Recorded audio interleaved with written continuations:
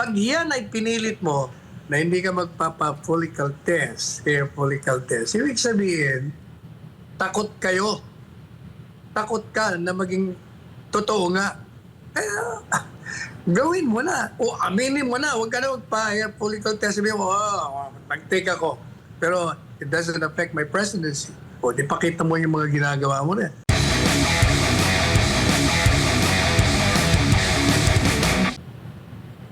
What do you think, Attorney Sal, ang dapat gawin ng ating mga kababayan ngayon this coming election? At very crucial ang maging decision nila.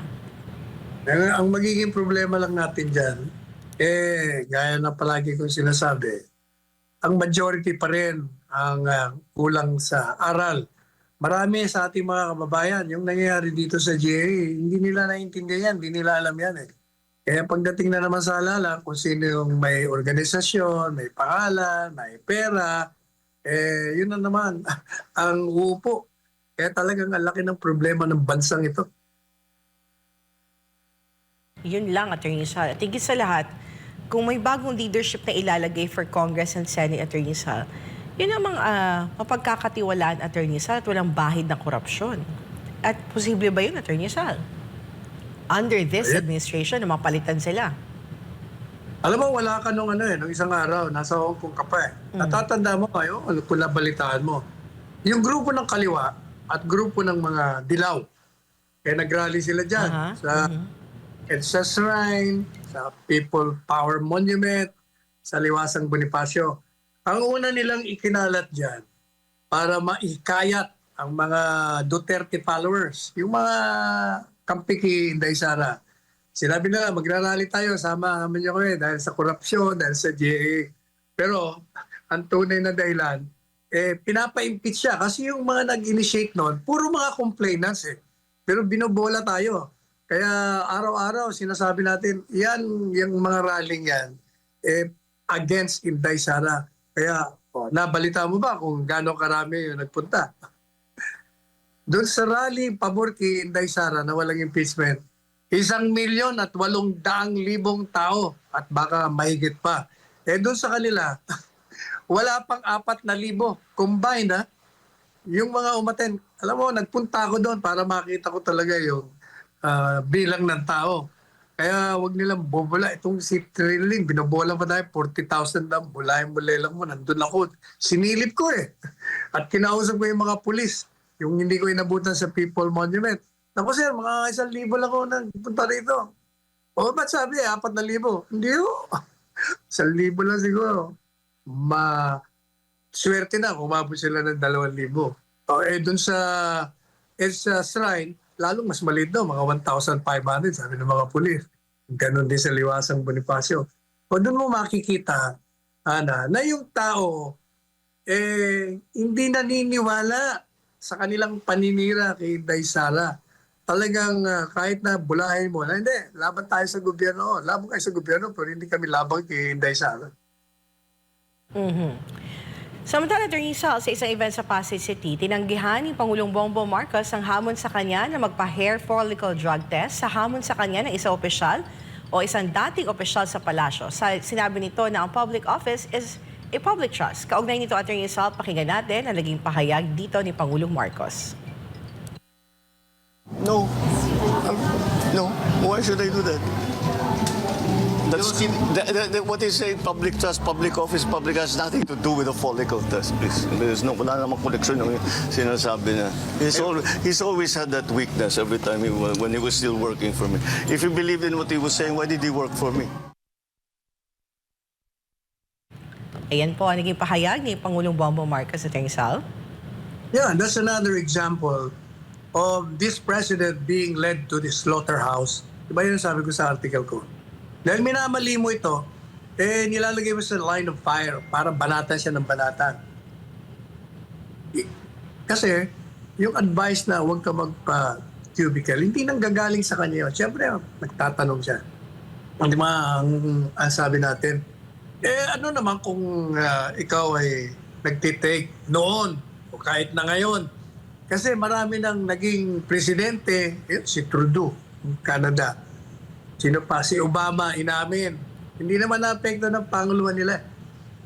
Kasi hindi ka naman huhusgahan sa pag-take mo.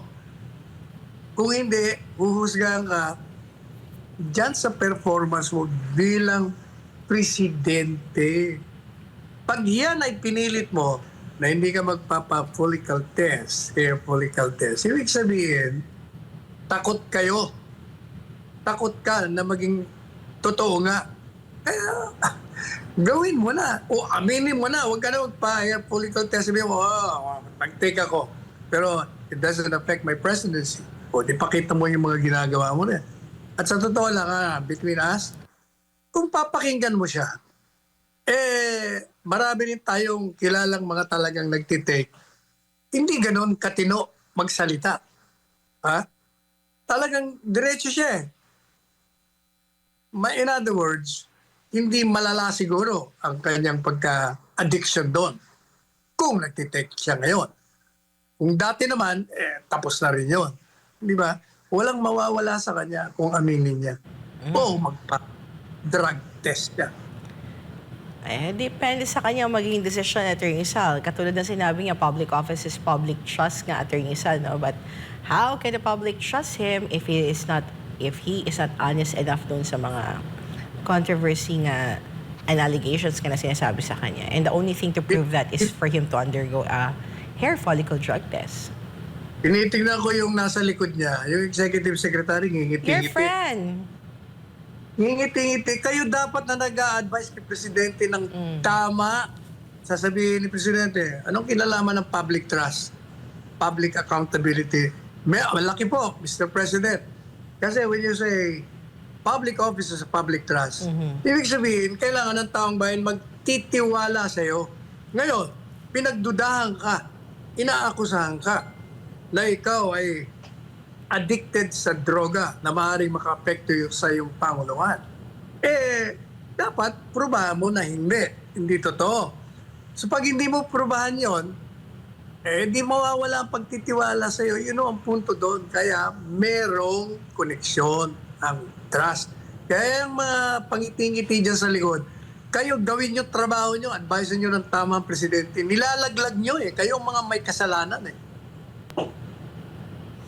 Attorney Sal, what if hindi naman dahil sa advice sa kanya para hindi siya magpa-hair follicle drug test, kundi personal decision niya. And what if mali talaga yung understanding niya dun sa accountability na part at walang kinalaman ng public office is a public trust para makumbinse siya, na magpa-hair follicle drug test. Then he takes the risk of the overwhelming loss of trust by the people who voted him in office. Yun ang magiging panganib. Hindi na siya pagkakatiwalaan. At yun ang magiging albatros niya. Mahihirapan na siya mag-govern effectively sapagkat nawala na ng pagtitiwala ang bayan sa kanya. Kahit anong gawin mo maganda niya, wala, hindi naman niniwala kami sa iyo. Yan ang magiging panganib. Oo, Attorney Sal, kasi parang napaka-off Isipin mo, ikaw ang presidente ng Pilipinas, pero hindi mo, para sa'yo, walang kinalaman ng public, walang kinalaman yung pagpapa-hair follicle drug test doon sa allegations sa'yo na gumagamit ka ng illegal na droga, para sabihin mo na walang kinalaman yun sa katagang public office sa public trust, Attorney Sal. Kasi parang something is off na hindi ganun ang pagtingin mo. I mean, wala ka bang,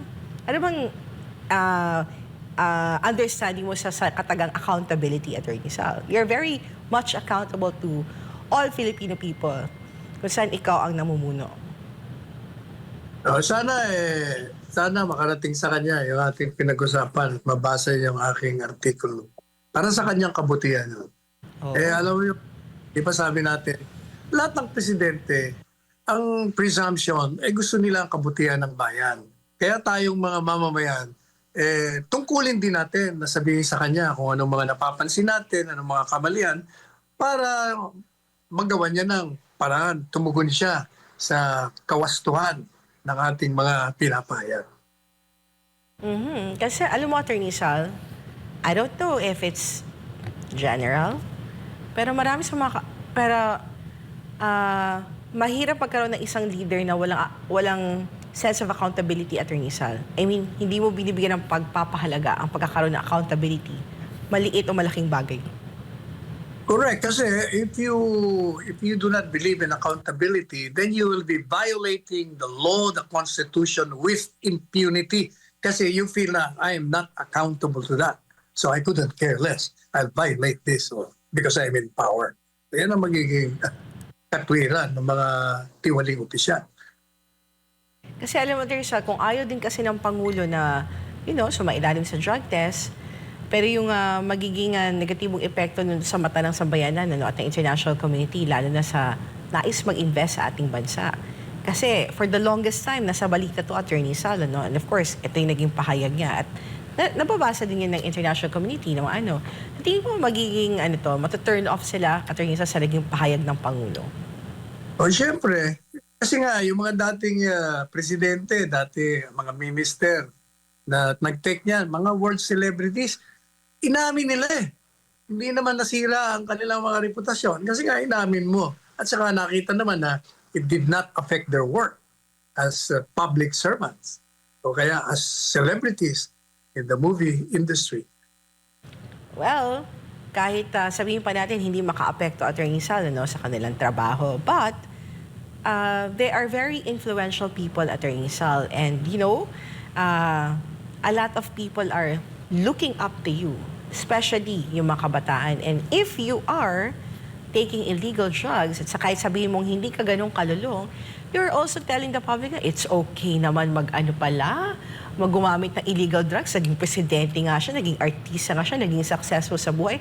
Is that what we are telling the younger generation, that it's okay to use illegal drugs and you can still succeed sa maraming bagay? Oh, what do you think, Attorney Sal? The moral lesson there is do not lie. Yung pag-amin nila will show na meron kang integridad. You cannot deceive yourself and the people about yourself. Yung honesty yun. Honesty ang issue nun.